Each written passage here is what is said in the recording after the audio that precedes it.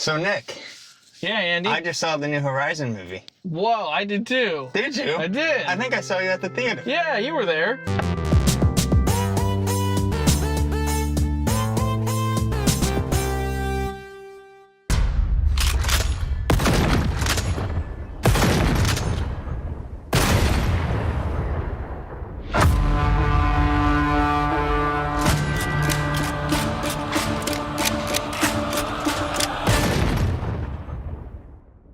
We just went and saw Horizon An American Saga Chapter 1, which this first section is going to be spoiler-free for you guys, and then later we'll have more of a discussion that will have spoilers. We will warn you about that. So the gist of the movie is it's placed in the Western theme, but instead of a classic Western where it's just in a small town, everything's built up already, and there's some bad guy coming into town, and there's drama for a really unnecessarily long amount of time before anything happens at all. This is a Western that's before towns were really settled, Right, and it was about the movement going out west and how chaotic it was. And so that's what Kevin Costner, the director, writer, producer, everything on this movie. That's his jam, man. That's he loves Westerns, and he really wanted to nail that storyline. And so the reason I had interest in seeing this is because I am a big Kevin Costner fan. My whole life, everyone knows it. And the other thing is he 100% financially, well, not 100%, I think like 90%. A good chunk of it, yeah. Sponsored this whole thing. This is his dream. He wrote this, and apparently he wrote this 30 years ago. 1988 is when he started this idea. Yeah. Right. And no company was willing to pick it up and produce it for him at all for 30 years until finally now he was financially stable enough where he decided to do it himself. And I don't know if he recently did this or if he did this a while ago, but create his own production company called Territory Pictures Production, something like that, Entertainment, something like that. You'll see that title as you go see the movie too, but yeah. Yeah, I didn't know anything about this at all. I didn't even know it existed until Andy told me about it. I was like, hey, this would be a great one to see.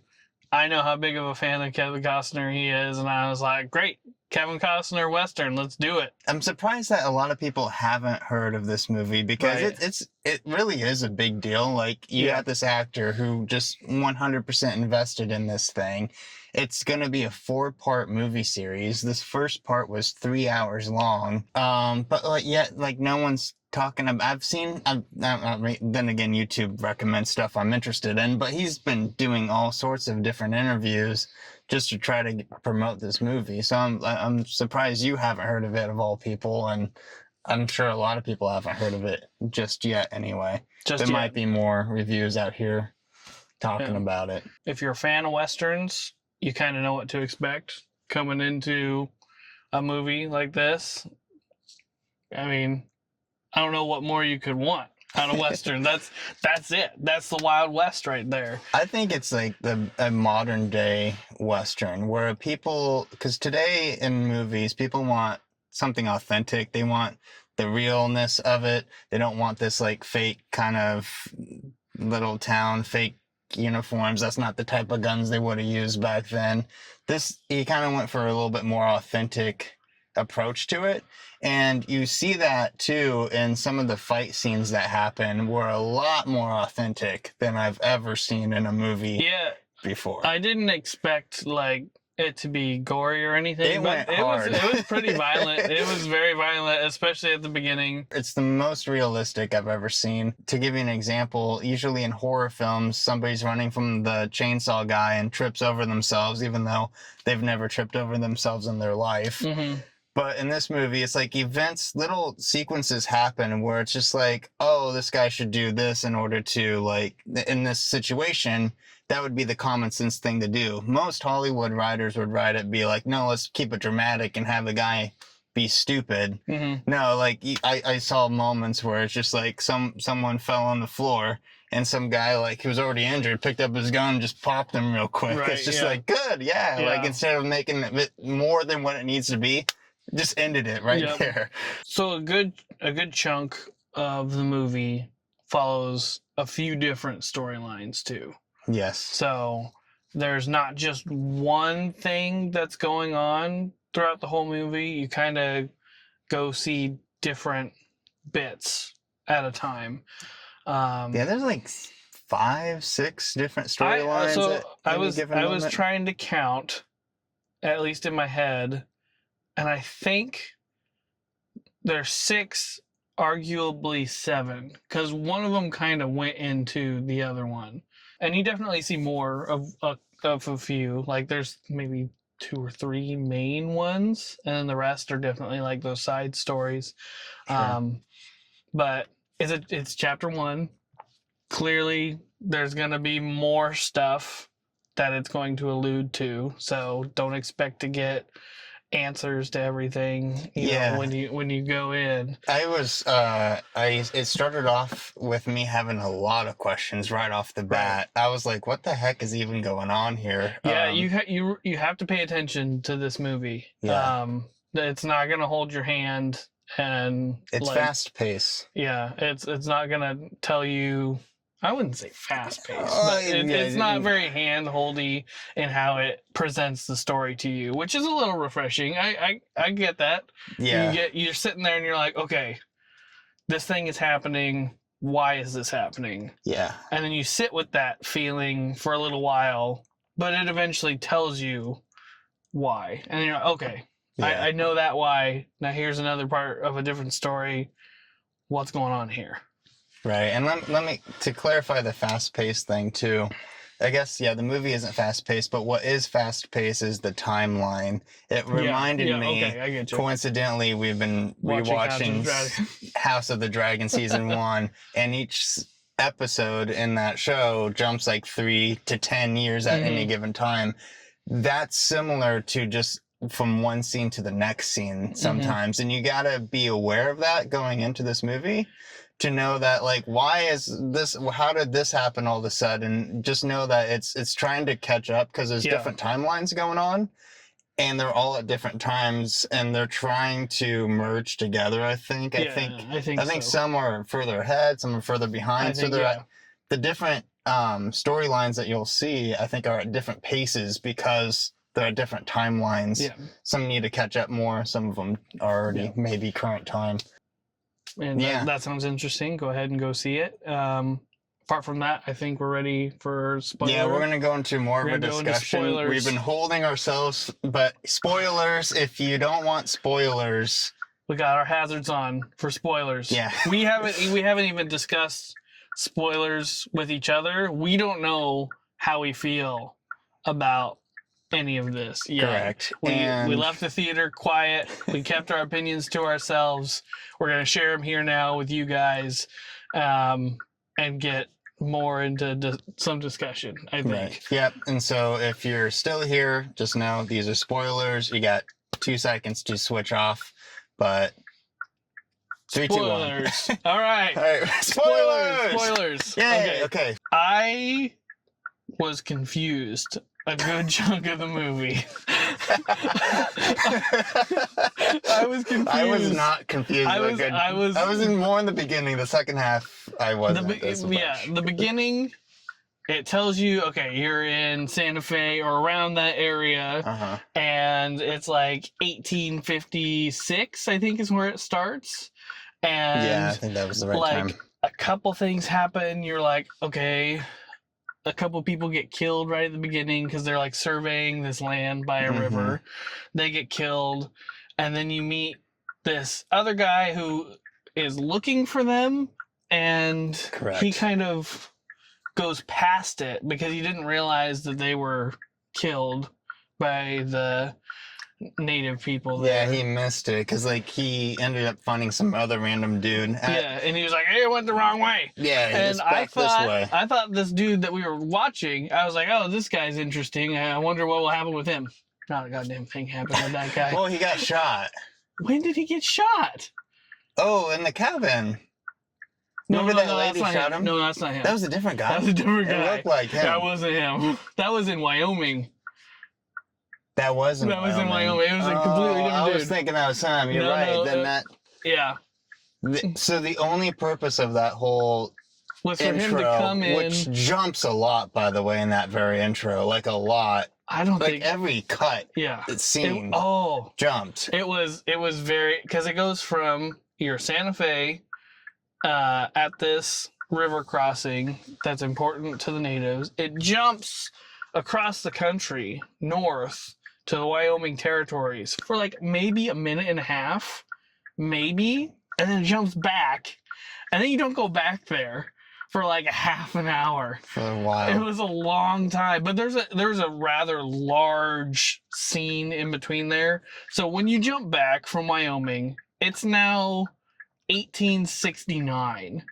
So you've jumped from 56 to 69. You've jumped 13 years in this tiny little time. Yep. And the only thing that's happened is that they've set up some tents. The graves from the original surveyors are still there. Not the guy, though. I don't know what happened to him. And then... his grave is there, I think. There were only 3 graves. Yeah, he was the one to dig them. He wouldn't have dug his own. Because there were the 2 guys surveying and then a little kid. He wouldn't have dug his own. I think he just managed. I thought there's one guy surveying. No. There's one on one side and then one on the other with the kid. I guess I'm also confused. I'd have to see it again. If I see it again, I bet it would make more sense the second time. But to go into it, I wasn't expecting to see what I saw going into it. Yeah. And so I wasn't ready to handle that. I'm glad we watched House of the Dragon, so I understood the concept of we're jumping a lot of time right now. Okay, at least we get that. It was, okay, and this is just like the first 10-ish minutes of the movie. It's the most confusing part of the movie. It's very confusing. I would argue it's almost unnecessary. No, I disagree. No, I don't know why. You don't need it, but I think it's important to really establish. No, I think it's important to really establish just like how early on we are in the West, to establish that we're still trying to settle out here, that the natives still really own this land and like will kill you if they see you trying to like settle on their land. But that happened in 1869. It did, but I think it needed to keep showing like this has been happening for decades. Like it's hard to just get out here and settle because there's natives, there's this constant conflict. I think that's all assumed when you're going into a Western. I don't like want you're going to see cowboys, you're gonna see Indians, you can assume all of this whole movie then and just have a whole town settled with John Wayne as the sheriff and the bad guy comes in and doesn't want trouble but does want trouble. Okay, you still could have had the graves, right? You could have had that extra time to know more and like learn about the townspeople that settled the second time. I think been attached to those characters a bit more because they all die except for like a handful. But I think that would have been a bit more impactful if you would have seen that family like move in, build it up a little bit. They knew the graves were there and like I suppose there's kind of a warning and then it all goes to shit kind of thing. Like that's a standard like your opening on tragedy type of thing for me. You hardly know anybody's fucking name in this movie. Not even the main character, which is the end. Kevin Costner. They wait a while before they even like say his name. Yeah. And it's somewhat subtle when it's they do very it too. Subtle. And you don't see Kevin Costner for a good hour. Yeah. Like, he doesn't show up for a good hour. I was trying to debate if that little kid that got away on this horse, he was gonna grow up and that was Kevin Costner. Oh yeah, I grew up in this family, we were invaded. I thought that was gonna be where it was gonna go, but no, not at all. I mean, maybe it still can. We don't know what his timeline is. We assume I suppose it was because we only know the 1569 because it puts it on screen. And the 1869 because he carves it into the stone at the beginning. The farmer dad. Which I thought was clever. And that's the only time you ever see time on the screen. So anything that happens outside of that, you don't really know. Because it cuts to Wyoming before it goes to 1869. And it starts the whole storyline. Kevin Costner's storyline starts there. And the baby doesn't grow up between that time, which I thought was a little weird. So that boy that ran off ended up finding the military base and told them to come over. Yep. I'm trying to think where that boy ended up. Was it the boy who bought the double pistols? That's the boy. I think that's what I thought. So. And we don't know his name. Yeah, didn't they mention it at some point and maybe we missed it? If they did, it was really fast. Yeah. But it's hard to talk about it after the fact, not knowing the character names. Because the bad family, the bad family. Trying to describe somebody to you, but like I don't know their name. There's like the bad family, who's ultimately the antagonist towards because it's their dad or somebody. Their dad know was the guy who got shot. Yeah, and that happens in the beginning of the movie, and they don't fucking bring that up till almost the end of the movie, and then it really sets up the whole plot between the bad family, the bad guys, and like their motive. One of the sons is Jamie something Bauer. I don't remember. It's one of those 3-name actors. But he played Vecna in Stranger Things. That's who he was, the blonde one. Yeah. Yeah, I was honestly kind of sad that he died. I was too. I was looking forward to his character. I was too. He was more interesting than the brother, and I thought he was gonna be kind of like the sneaky character who was gonna like start some real shit, because he was bored.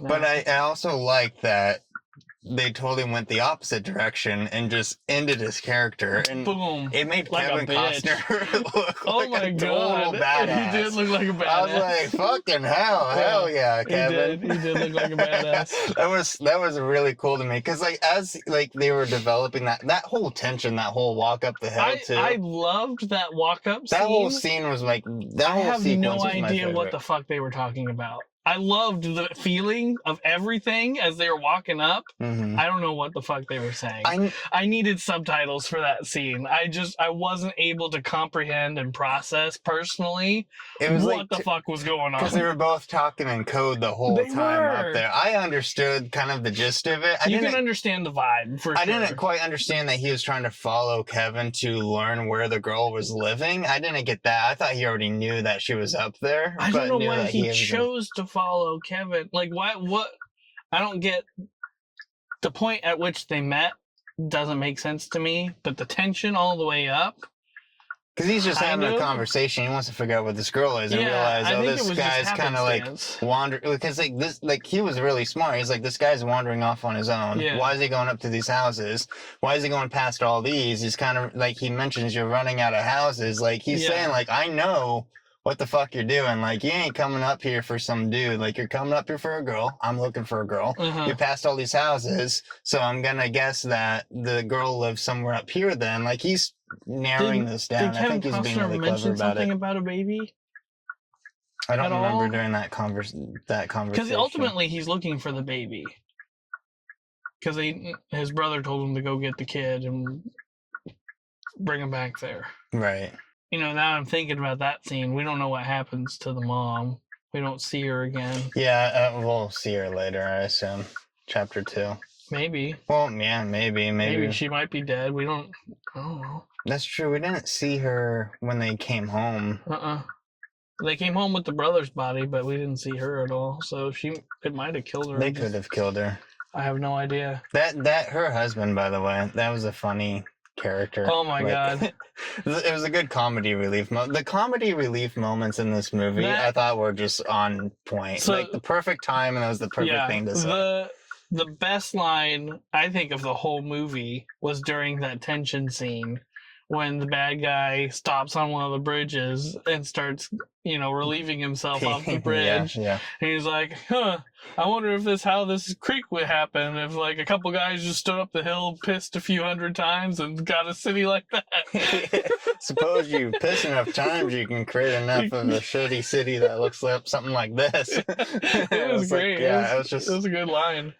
Hilarious. That again, I think that whole sequence was my favorite part of the whole movie. What was your least favorite part of the movie? Because part of the story is told in the Native American point of view. Yeah.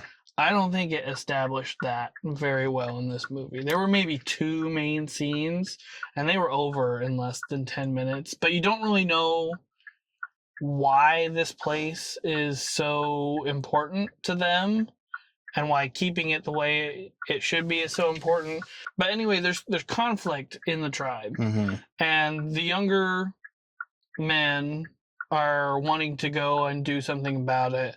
And the old war chief is like, I've seen enough violence. Like, yeah, the this younger isn't going to guys, end well. they want to just kill everyone that comes on their land. The old guy's just like, hey, if you kill them, they're going to be pissed at us. And I'm going to tell you, more of them are going to come, and there's going to be a lot more of them. And you're only ever going to end up losing this battle.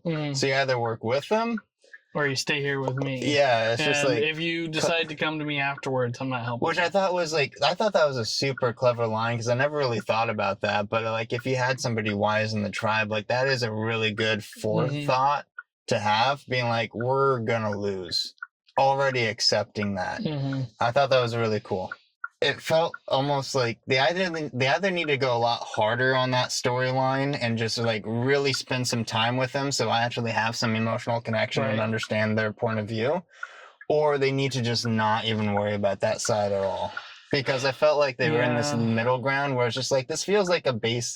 That's the part that felt like a basic Western, where it's just like, let's hear some Indians and talk about their thing a little bit. Yeah. Yeah, and it's kind of, I mean, it's the story we've always heard in like these Western movies, like, the Indians don't like us. They're taking our land. Let's kill the white folk. I think, Which is, I mean, that's how it played out. That's how it worked. Nobody is supposed to be the good guy.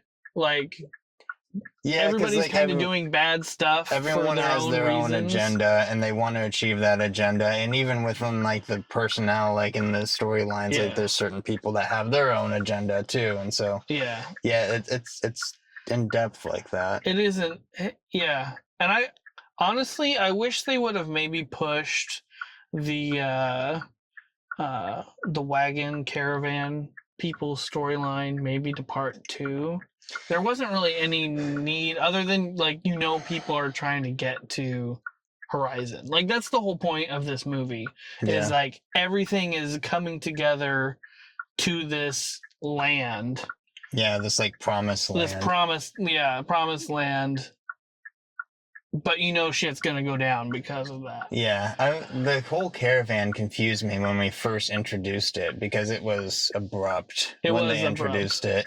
And they stuck with them for a while, and after like the first whole iteration with them, I was still left being like, who are these people? Why are they here? What are they doing? It wasn't until like maybe like 4 scenes later with them that I'm understanding, oh, you're just a caravan transporting people from one area to the next. Right. And I'm assuming promising them safety and security. I don't know if that was necessary at this point. I could understand why you would put that in part 2, because there was already so much in part 1. There was a lot.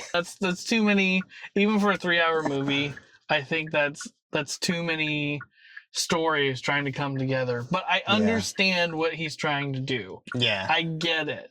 And if it does end up coming together in a great way, I think it has the potential to have a spectacular payoff. I have high hopes for how this like part 3 and especially part 4 end up paying off. I don't like it. I think the whole movie isn't bad.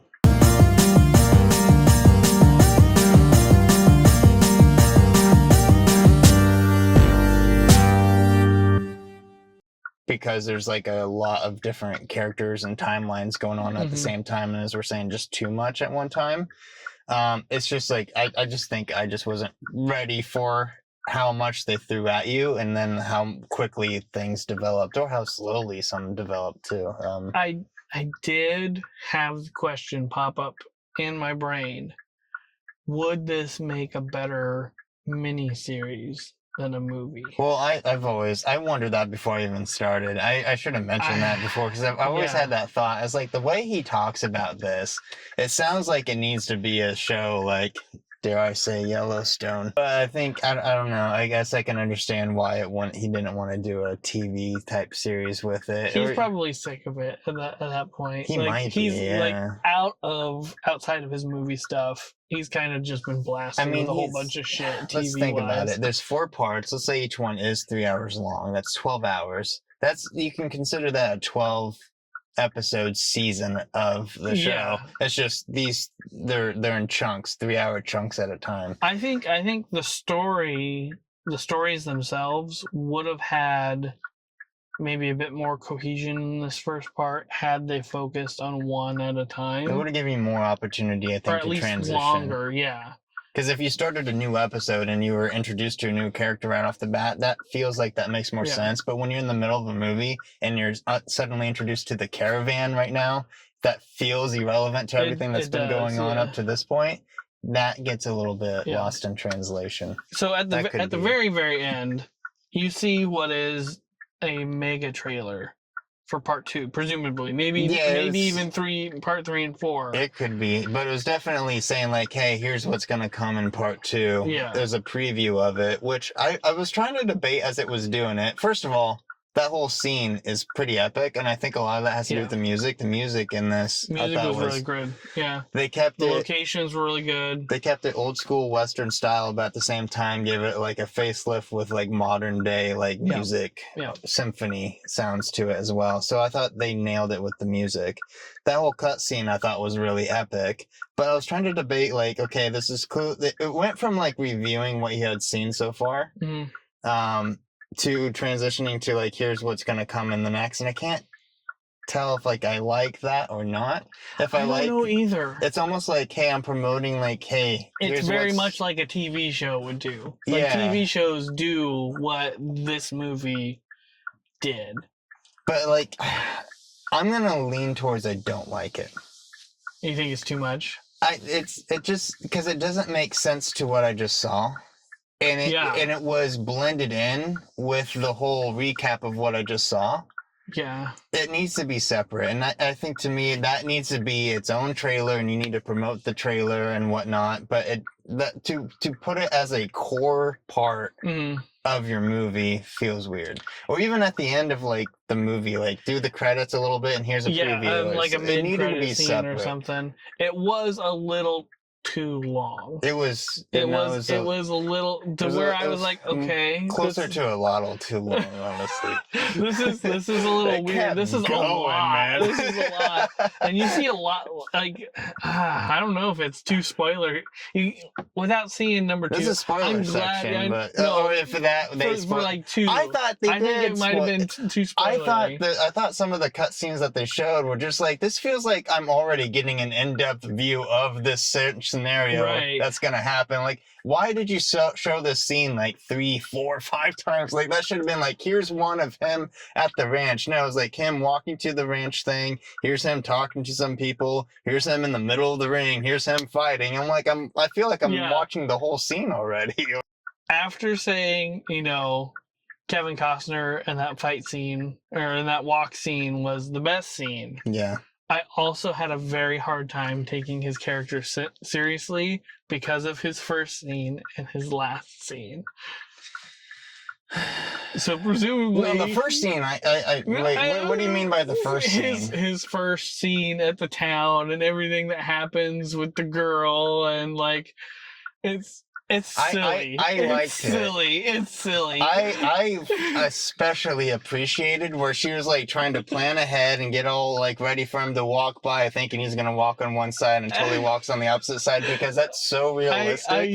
People fuck that up. Okay. I thought she just instantly kind of had a little bit more of an attraction to him from the get-go. Which outside of things, I couldn't stop thinking about. Okay, Kevin Costner starring in this movie.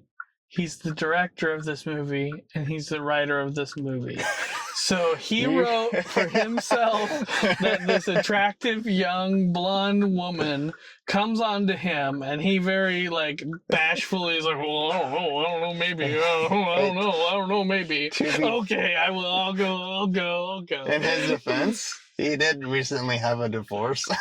I didn't know that part, but still, like that's back in February. Silly. That's really silly. When you put it that way, maybe that was a part of the reason of the divorce. You know, I do have actually theories behind that, but that's sidetracking. But and then the last scene he's in, like the girl that he's with, who is watching the baby that he's protecting. She is obviously like a lady of the night. Like her job is to bring home dudes, have sex with them, and they get paid. Yeah. And apparently she was plotting with another dude to leave at some point. That dude that she was with, assumedly, she just kind of leaves with a letter and gives the baby to somebody else. You don't really know if Kevin Costner cares or not about the kid. Yeah, he's pretty tuckered out. He's laying there, and she climbs on top of him, and he's like, "Oh no, we'll wake the kid." And she's like, "Shh, shh, shh! I got this. Let me do this for you." Yeah. And then they have sex, and he's like, "Okay."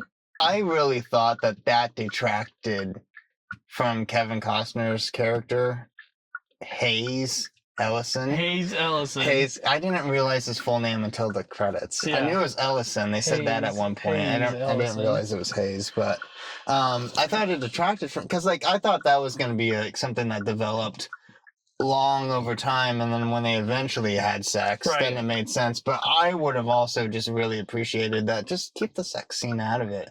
Like, I don't think it was needed. Let's not be a typical like movie or show where like, oh, we have to have sex scenes because that's what keeps people. I was interested for 3 hours. Yeah, you didn't need to have that right there. That part and the part in the caravan, where the lady, the attractive lady, is just like, oh, it's nighttime. I'm washing my face. You know what? I'll just take this drinking water and I'll bathe myself. Let me take my top off. And she's like unnecessary. There's no way anybody bathed like that. Where they took a big old picture, dumped it on their white clothes. Yeah, no. And then she gets offended at those dudes peeping at her. Yeah, it's like, oh, they were looking at me. It's like, and they made the point saying, like, yeah, she's fucking bathing in the open. Right. Like, if I happen to be in sight of that, it was very unnecessary. How's that my fault? I think I get what they're setting up. Because of the flashes that they did in the trailer at the end. Sure, yeah. I think those guys are going to try and, like, those guys will kill her husband or something. There will be more of a development to what happened. I knew there's a reason why we're going through this, but there's other ways to do it. I really thought this was a movie that didn't need the nudity. No, it really didn't. And I really thought this was going to be that movie, so I was actually disappointed by that. I think those scenes... They feel totally thrown in there just to have them in there. To me, those scenes were the least favorite part of the whole movie. Yeah, you ready to give it a rating now? I'm ready to give it a rating. Okay, scale of 1 to 10. What would you rate this movie? Scale of 1 to 10. Probably a 5. Tentatively. Because it's very much a first part, I will give it I will give it the out of amending my score having seen what happens next. Okay. I will give it that opportunity, but as it stands, I give it a 5. So if they do the thing where like all the storylines are on different times and we, the audience, just don't know that, retroactively thinking about that could make it better. Yeah, I think so. For me, I'm going to rate it closer to a 7 out of 10 because there were just a lot of great moments in it, but I'm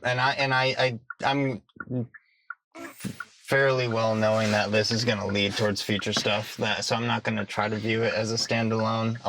I'll risk it and give it a couple extra points. Yeah, I am glad that part 2 is coming out in like a couple months. Yeah. If we had to wait a little bit longer than that.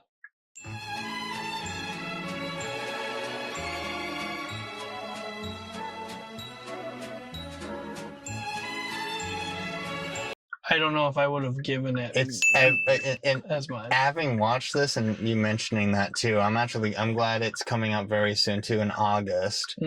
Because right now I feel like I need that And if I waited too long, I could feel like, I don't know. Yeah, I don't know if I get... feel chapter 1 is whole enough to give it more than a 5. Yeah. I think that's my feeling about it. And it's very unusual. There's a little bit more to it, then it might be better. Yeah, overall, so you're a 5 out of 10. I'm a 7 out of 10. Do you recommend? I do recommend. On the hesitation of part 2 fulfilling what we were hoping it's going to fulfill and answer a lot of the questions we have from part 1. On the flip side of that, I'm not going to recommend, because I think you need to be able to go part 1, part 2 for part 1 to be better. So you're saying wait till part 2 comes out, then watch it? Yeah. So like, okay. So what is that? I think it's a not recommend. It's a not recommend right now. Yeah, it's a wait. I just wait. It's not going to be that long of a wait. I think I would still say that even if it were a year from now. That's fair. I will say, just general audience in the theater that we had.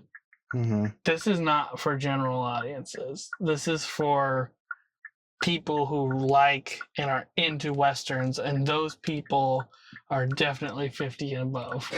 Everybody around us was pretty old. Not saying that that's a bad thing, but I don't think this movie is for a lot of people, and that's why I would say recommend, not recommend. Not recommend. And if this movie is for you and it does sound interesting, it's probably better for you to wait a little bit closer to see it until part 2.